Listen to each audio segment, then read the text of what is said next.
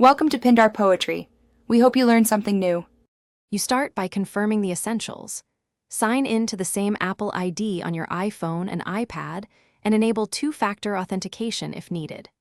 Once done, update both devices to iOS/iPadOS 15 or later and connect them to the same Wi-Fi network.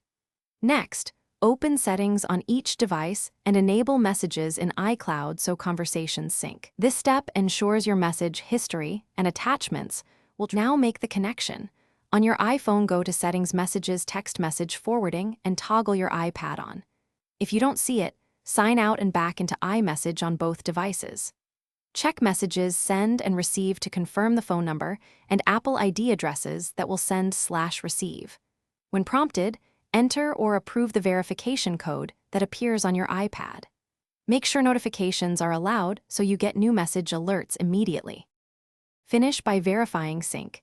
Send an iMessage and an SMS to ensure both arrive on the iPad. If SMS doesn't appear, toggle text message forwarding off and on, then restart both devices.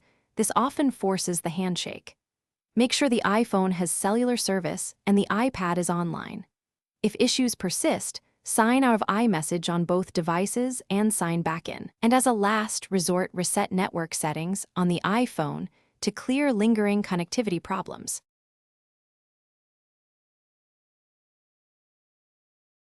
Thanks for watching. Consider subscribing if we helped you.